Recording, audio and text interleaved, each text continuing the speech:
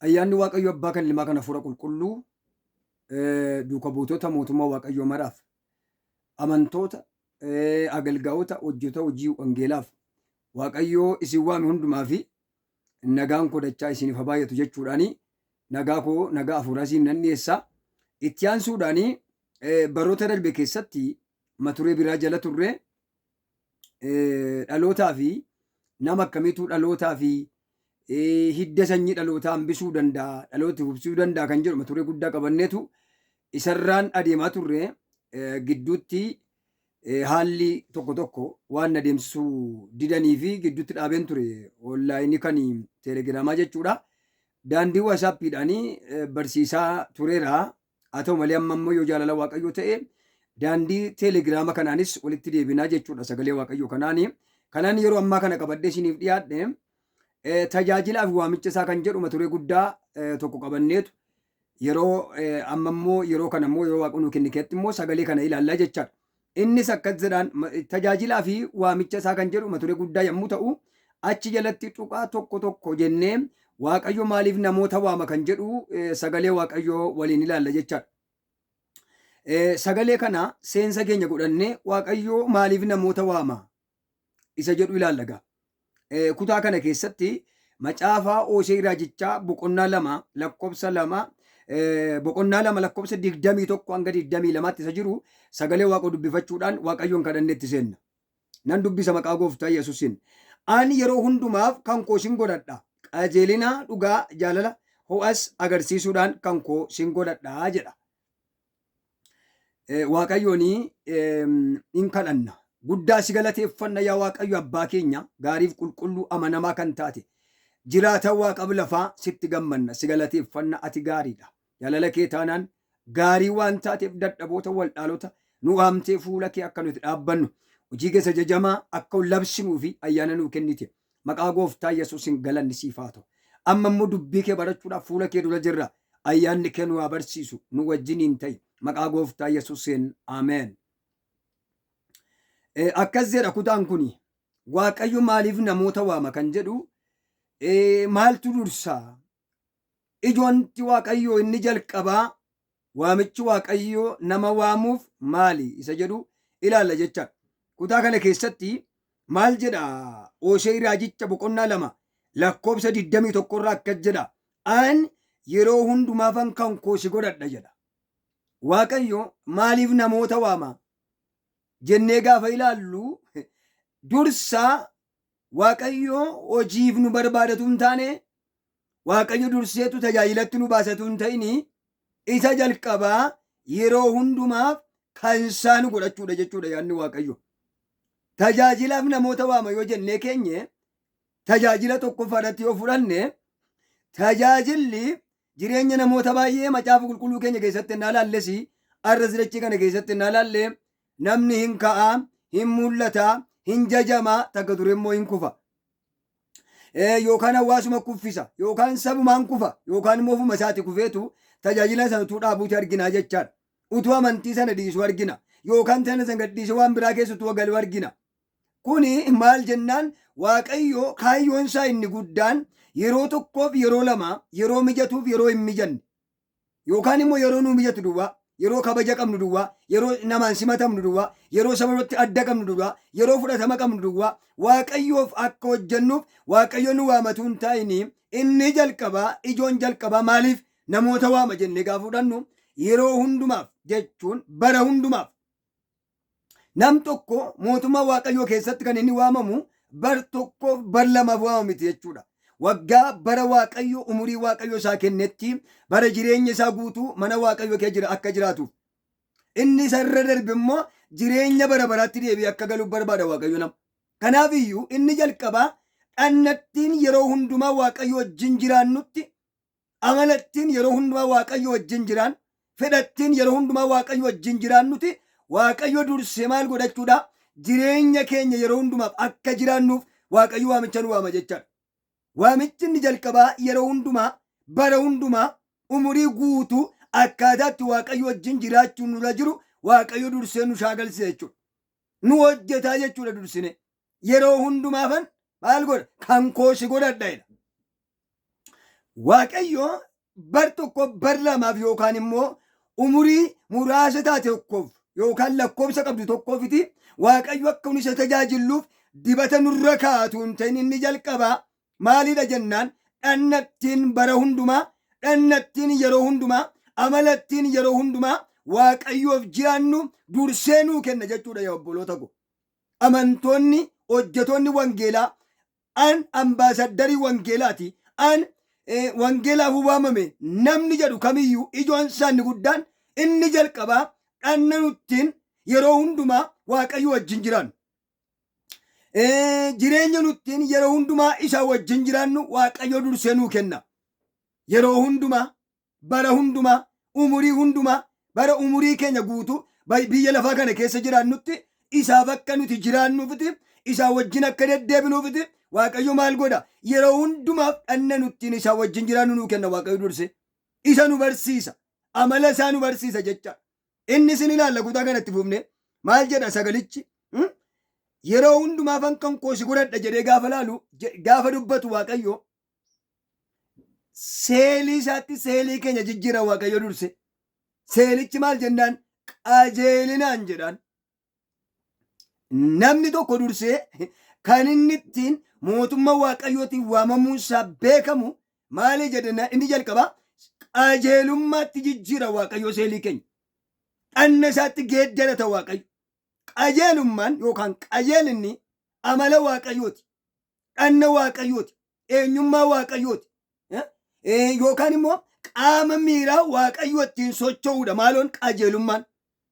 Kanaaf Waaqayyo nama jaallatu nama jireenyaaf barbaadu dursee maal godha jennaan dursee dibata guddaa kenneefitu beekamtii kennaafitu hin ta'in beekamtiin inni jalqabaa seelii keenya seelii qajeelinaatti jijjiira Waaqayyo. Ofii isaatti nu geeddara jechuudha. Ashaaraa isa kan isaati ashaaraa qajeelinaatti seelii keenyatti jijjiira Waaqayyo. Ashaaraa qajeelummaatti nu tuqa. Ashaaraa keenya ashaaraa isaatti jijjiira Waaqayyo yookaan immoo dhiiga keenya dhiiga isaatti dabala Waaqayyo. Dhiiga maali? Dhiiga qajeelummaa jechuudha. Nam tokko nama Waaqayyo kan jechisiisu mul'ata himuu, magaalatti arguu, dinqii garaagaraa hojjechuu, cabaa fayyisuu wanti ni dubbate amma ta'utu hin ta'in seeliin qajeelummaa seeliin Waaqayyoo keessa nama tokkotti argamuudha. Nama tokko nama Waaqayyo kan jechisiisu qajeelummaa dhanni isaa dhanna nama tokko keessatti mul'achuu isaati. Amalli Waaqayyo inni qajeelaan amala keenya keessatti mul'achuudha. Ilaalchi keenya qajeelu, adeemsi keenya qajeelu, hojiin keenya qajeelu, tajaajilli keenya qajeelu, jireenya qajeelummaa ibsuudha inni jalqabaa jechuudha nama Waaqayyo ta'uun. Mootummaa Waaqayyoof qophaa'uun, waamicha mootummaa ogeetti ga'ee argadheeran, waamameeraan, nama fayyeedhaan jechuu kan dandeenyu maalinnaan adeemsi keenya adeemsa qajeelummaa yommuu ta'u. Dubbannaan keenya qajeelinaa yommuu muudamu. Ilaalchi keenya yommuu qajeelu, saayikoon keenya yommuu jijjiiramu, maalitti qaama Waaqayyootti yommuu geeddaramu. Yeroo tokko tokko namoonni akka jedhuun nuyi amlaaka miti jedhu, namaa jedhu. Waan tokko jira garuu Filiphisuus boqonnaan 2 maal jedhaan yaada garaa Yesuus Kiristoos qaba ture qabaadhaa jedha. Qaba ture qabaadhaa jedha macaafa keenya keessatti gaafa dhufnu. Namoonni akka jiru tokko tokko eenyutu akka macaafa qulqulluutti jiraachuu danda'a akka macaafni jedhu jedhuun. Namni kamiyyuu maal qajeelaan tokkoyyuu lafarra hin jiru jedhe gooftaa Yesuus jedhu. Hiikoo qaba kun maal jechuu akka inni barbaadu achitti gudunfaan isaa achi jechaan. Garuu kutaa kana keessatti gaafa laallu maal jedha isin warra Waaqayyoof qulqullooftan hin taatu jedha macaafni. Malee hin taatan hin jiru. Hin danda'amu hin jiru. Waaqayyo dursee isa jalqabaa seelii jal'ina nu keessaa fuudhetu seelii keenya seelii qajeelummaatti jijjiira Waaqayyo. Luba si godhe yoo ta'e dursee luba isa qajeelaa si godhe. Hafuura qajeelummaadhaan seelii kee jijjiira jechuudha. Kennaa sitti kennee utuu sin hojjichiisin fuuldura Waaqayyo seelii kee geeddara Waaqayyo jalqaba. Malee tajaajila garbummaa nama tajaajilsiisu Waaqayyo. Tajaajila baadiyyaa nama tajaajilsiisu Waaqayyo. Tajaajila buddeenni namatti hin kennu Waaqayyo. Warra jireenyaan waamu durseetu qajeelummaadhaan yeroo hundumaa dhannattiin isaa wajjin jiraannu nuu kenna Waaqayyo. Dhanna maalii? Dhanna qajeelummaa nu ijaara Waaqayyo. Dhanna qajeelummaatiin dhanna keenya ijaara Waaqayyo. Diigeetu nu ijaara jechaadha. Jallina keenya nu keessaa diigee baaseetu qajeelummaa sagansaatiin jireenya keenya ijaara. Saayikoo keenya ijaara.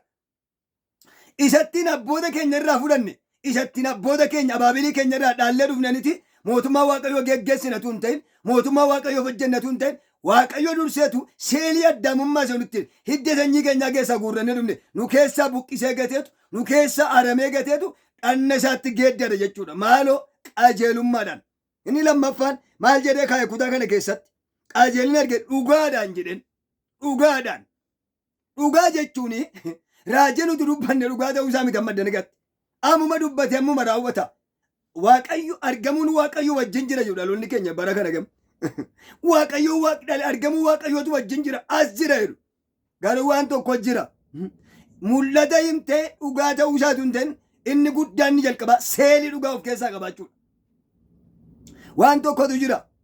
Arra nuti mul'ata dubbanne gadi baanee immoo somna. Asuma teenye moo ol goyoomsina. Dinqii hojjannee gadi baanee amalli keenya garuu dhugaa irra kan fagaateedha. Wanti keessa keenya jiru garuu jal'ina isa hamaa.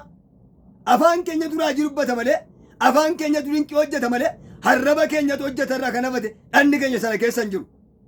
Tajaajila yeroo tokko dhaloonni tajaajilan of goyoomsa. Dibataan of goyoomsa. Mul'ata himuu isaatiin dinqii gochuudhaan cabaa fayyisuudhaan faarfannaa dinqii faarfachuudhaan namoota dafqisiisuudhaan hawwaana nyaachisuudhaan of jaja. Itti fakkaata kun. Inni jalqaba waaqayyo dhugaadhaan inni jedhu seelii kennama dhugaa godha waaqayyo. Dursee nama dhugaa nu godha. Dubbannaan dhugaa, yaadaan dhugaa, ilaalchaan dhugaa, deddeebiin dhugaa. Maayin dhugummaan amala waaqayyooti. Waaqayyo nama jaallatu dursee maal godhanaa jenne nama dhugaa nama godha waaqayyo. Nama harraba dhugaa qabu. Harra nuyi harrabi keenya lakkuudha. Mana waaqayyo keessatti nama dhugaa dubbatu fakkaanna. Gadi baanaan garuu hin somna. Lamayyuu hin dandeenya nuyi. Harraba lama qabna nuyi. Ija lama qabna nuyi tuuteenya laalle. Dachee keenya keessatti laalle kiristaanni keenya harraa, tajaajilaan keenya irraa, lubi keenya harraa, paastariin irraa, raajiin irraa maqaa 99 waamne gonfoo ofirra keenya deemnu waan tokko jirar ofiin iyyuu of muunnee nama addaa of goone qeensaan amma lafa jennutti lamni amma tuqamuu didutti ejjannoon keenya ilaalchi keenya baay'ee kan sokke kan fakkaannu harrabi keenya lama qalbiin keenya lama seeliin keenya waa lama hojjeta irra teenya nalalecha waan tokkoof goyyoonsuu kan hin qabne waaqayyoon nama waamu dursee nama dhugaatti geeddara waaqayyo. Ilaalcha kee goyyoomsaa keessaa baasa durse.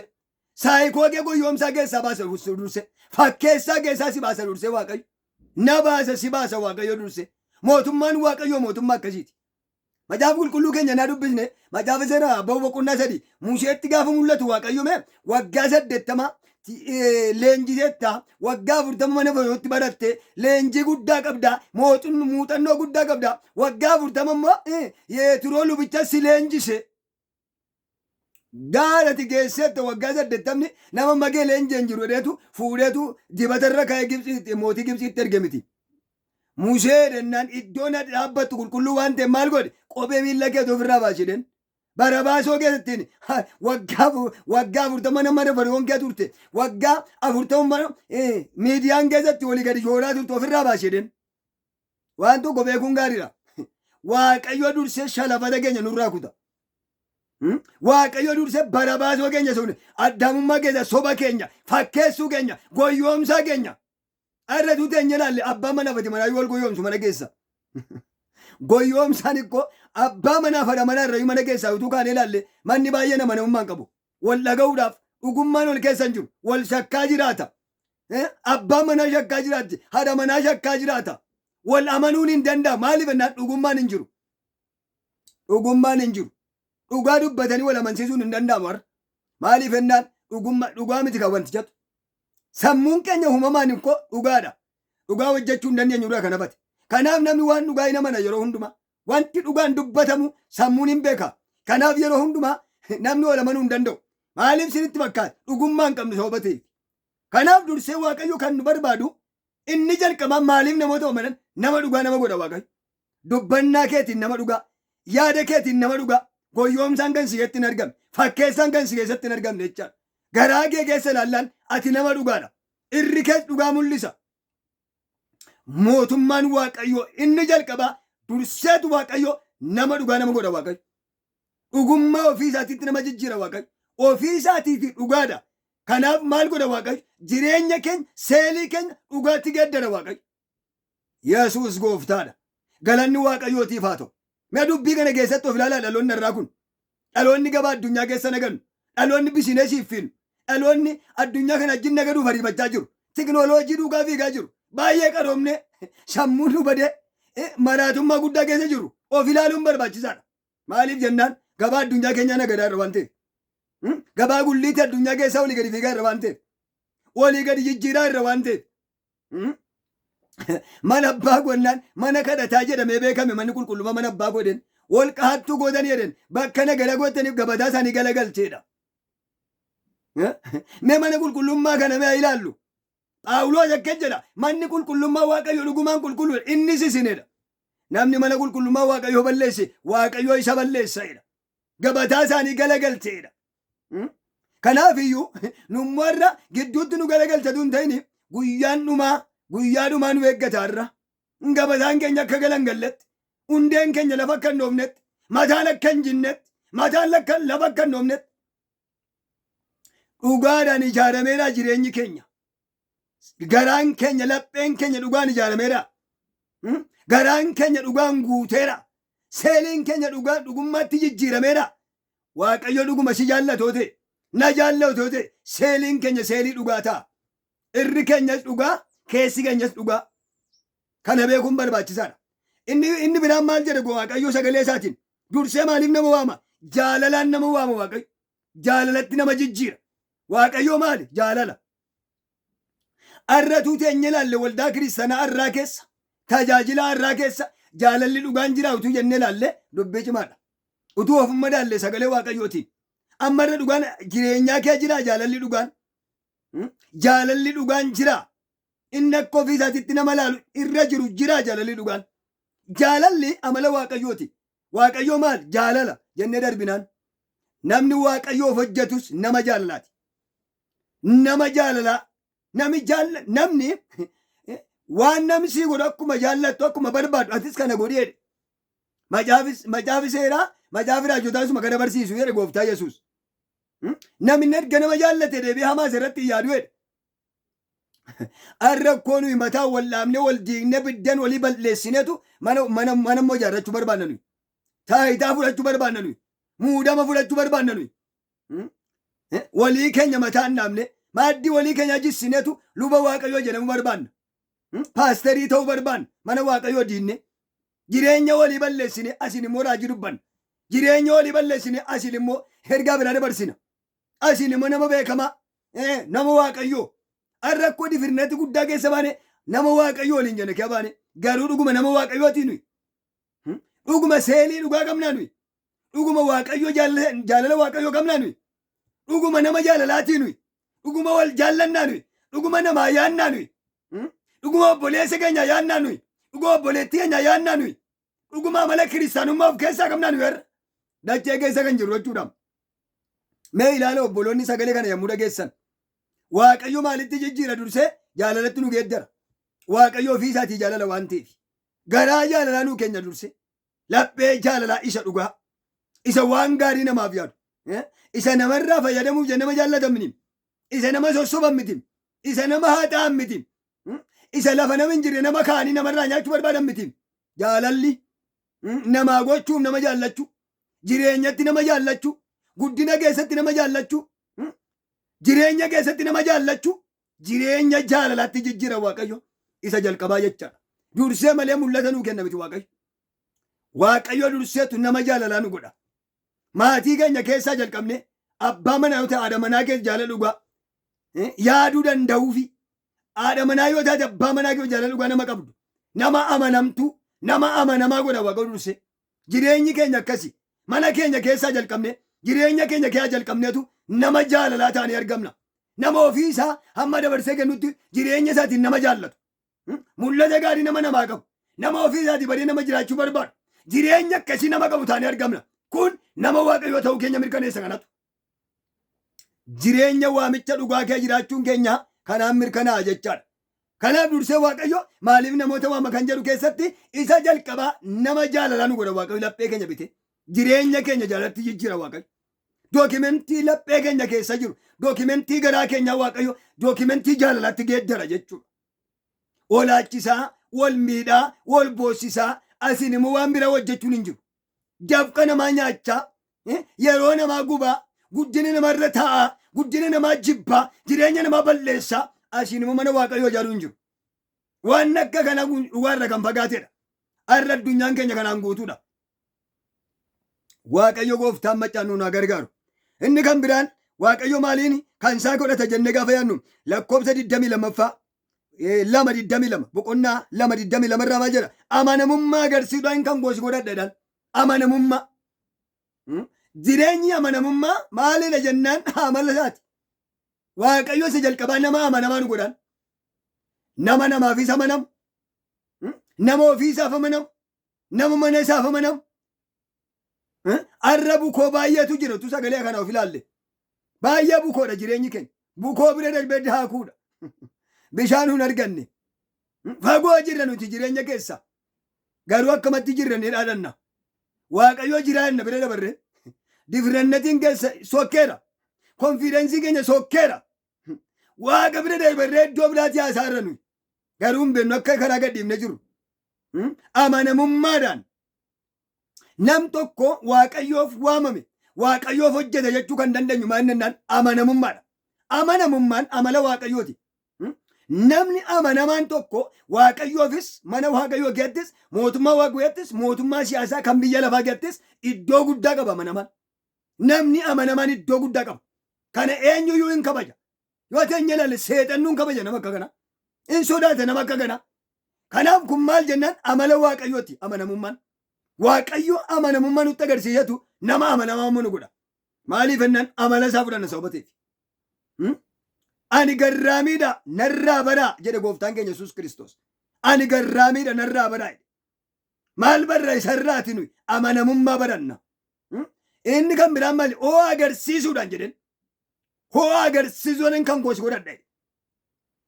Waaqayyo ho'a nutti agarsiisee kan isaa godhatee laphee keenya kan keenya fuudhee kan isaa keessa kaa'e kan ansaa boonu keessa kaa'a. Maal jedha? Ani abbaa keessa, abbaan na keessa, isin immoo na keessa'edha. Akkasittiin dursineetu Waaqayyoo keessa galla. Laphee Kiristoos keessa galleetu, inni immoo laphee keenya keessa galeetu, wal keessa galleetu, ergasii booda maal goona? Eenyummaa Kiristoos biyya lafaatti mul'ifna. Dhugaa hojjechuu keenyaan, amanamummaan jiraachuu keenyaan, jaalala agarsiisuu keenyaan, qajeelummaadhaan hojii qajeelaa hojjechuu keenyaan namni eenyuun arga? Nu keessatti Kiristoosiin arga jechuudha obboloota. Warra akka koo hojii Waaqayyoo hojjettan, warra akka koo miidiyaa tajaajilan, warra akka koo iddoo aarsaadha hojjennu. Dubbii kana mee dhagaa. Waa'ee hojii dinqii hojjechuu keenyaa miti wanti guddaan inni haa hojjetamu rakkina qabu. Fayyuun isa ta'u rakkina qabu. Kunis tajaajiluma. Barsiisaan jiranii kunoo. Kunis tajaajila. Garuu ijoon inni guddaan maa inni annaan jireenyi keenya Kiristoosin mul'isuu danda'udha. Anas ta'e sis ta'e jechaadha. Kennaadhaan inni hojjettus wanta ta'eef. Ani immoo kunoo kennaan koo barsiisaan jira kunoo. Sagalee Waaqayyoo barsiisaan jira.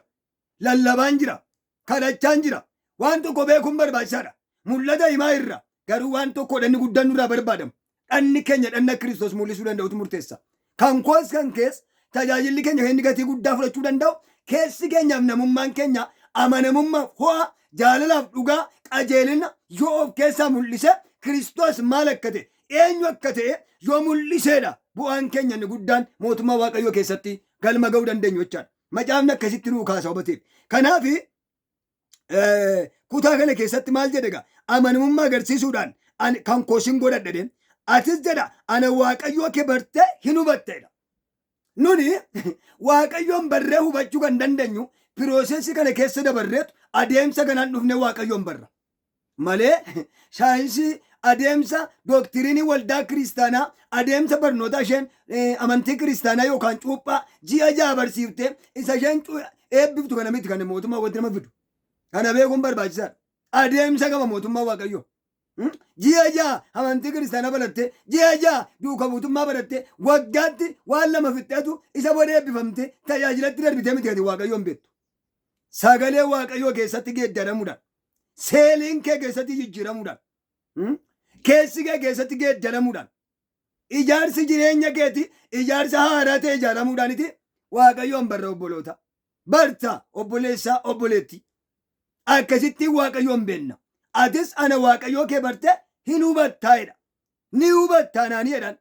Hubannee waaqayyoon hojjechuu kan dandeenyu, hubannee fuula waaqoo dhaabachuu kan dandeenyu, iddoon aarsaa nu jedhaman maal akka addaan baafannee jiraachuu kan dandeenyu, maal akka nurraa eegamu guyyaatti gara guyyaatti mootummaa waaqayyoo keessatti guddachaa dagaagaa adeemuu kan dandeenyu jireenya kana keessa dabarreeti jechaadha. Waaqayyo gooftaan maccaa ayyaana isaa nuuf habaa'isu. Galanni waaqayyootiif haa ta'u. Kanaaf jireenya keenya addana keessatti ilaaluun barbaachisaadha. Tajaajila keenya addana keessatti ilaaluun barbaachisaadha. Amantii keenya addana keessatti ilaaluun barbaachisaadha. Ani waldaa makkaneessuudha, ani mulu wangeelidha, ani masa kiristoosii maqaa waldaa kiristaanaa lafarra guute kana. Ani waldaa paastira baluutii qeesa baluutiin hin barbaachisu. Waldaa kamiin iyyuu ta'e waldaan tokkittiidha. Kanatti namanaan ani wangeela isa tokkichatti namana malee baay'ina waldaa miti. Doktiriinii waldaa kiristaanaa miti. Makkaneessuusii miti. Ani makkaneessuu waan hin ta'eef waldaa makkaneessuu waan hin tajaajilu. Tajaajila makkaneessuu waan hin ta'eef waldaa makkaneessuus jedhee naman waan. Wangeelatti namanaan atis wangeelatti amani. Gosa amantaatti namaniin maa inni barbaadamu waan wangeelli sirraa barbaadu taatee argamudha. Gosni amantaa waaqarra hin jiru. Musliimni waaqarra hin jiru. Kiristaanni waaqarra hin jiru.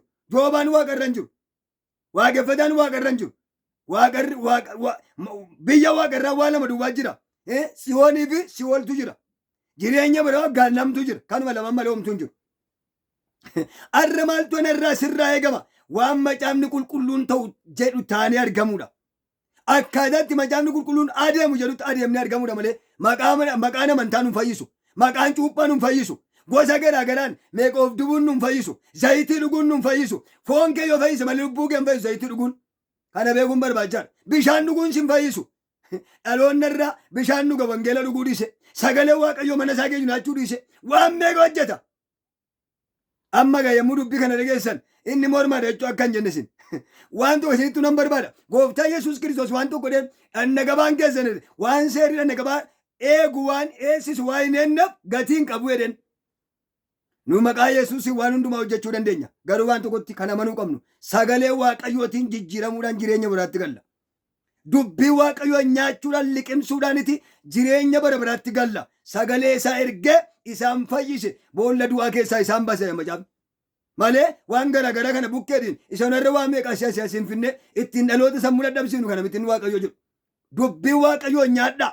Sagalee waaqayyoo nyaadhaa. Hin geeddaramtu. Seeliin keessan hin jijjiirama. Namummaan keessan hin geeddarama. Mootummaan waaqayyoo kan dhufeef dhimma bisinesiif hin dhufne waaqayyo.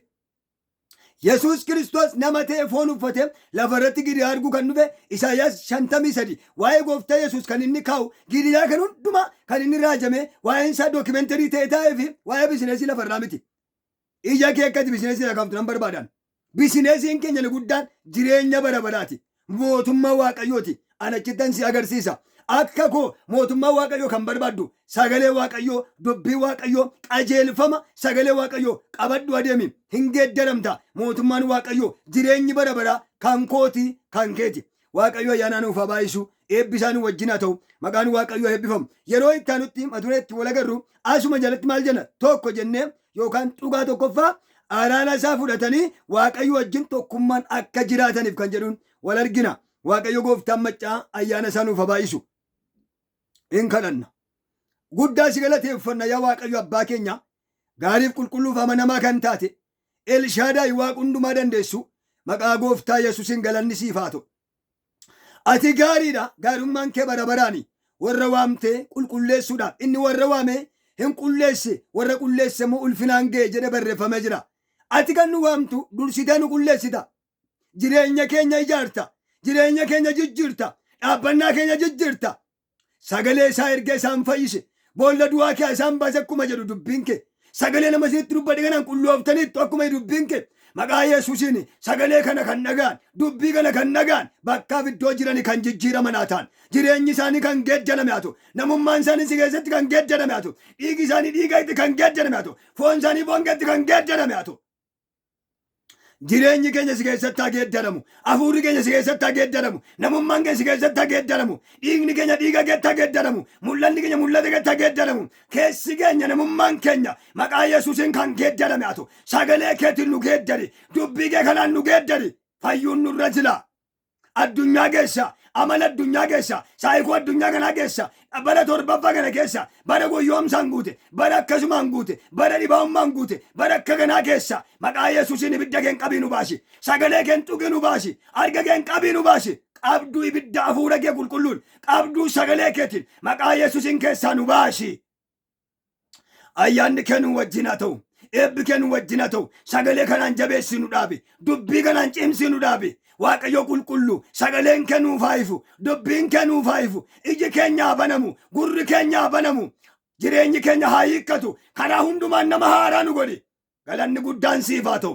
Qilleensi kun, barri kun, lafti kun, biyyi keenya biyyi Itoophiyaa, sabi ishee, hawaasni ishee, jireenyi ishee, maqaa Yesuusiin halkaniif guyyaan ishee, gabaan ishee, maqaa gooftaa Yesuusiin, baadiyyaan ishee, magaalli ishee, maqaa Yesuusiin biyya nagaa, lafa nagaa, qilleensa nagaa, dachaa dachaan yaa Waaqayyo, biyya eebbirra deddeebu, biyya eebbirratti ta'e, biyyi bokkaan eebbaa, bokkaan nagaa irratti roobu, bokkaan tokkummaa, bokkaan jaalalaa, guyyaa hundumaa roobuuf, eebbi roobuuf, gaarri ishee dachaan ishee eebba fiilu, biyya akka kanaa, biyya itti faana tolte, biyya taraaraan alaalatti agarsiifte, biyya akka kanaa akka nuu taatu, nagaan keenya akka eegamu, qilleensi nagaa akka nuu eegamu, jireenyi keenya akka eegamu, yommuu wal galu, yommuu gadi ba'an, maashiin maaddii keessatti sanyii eebbifamoo, dhaloota eebbifamoo akka ta'an, ayyaanni kee nuuf haa ta'u, eebbi kee nuuf haa ta'u. Waldaan kiristaanaa iddoon aarsaa kee, warri hojii kee hojjetan, warri mana kee tajaajilan, akka tajaajilaniif, akka hojjetaniif kan isaan waamte, lafa jirani haa haaraan, mul'anni isaanii haa haara'u, amantoonni haa haaraan,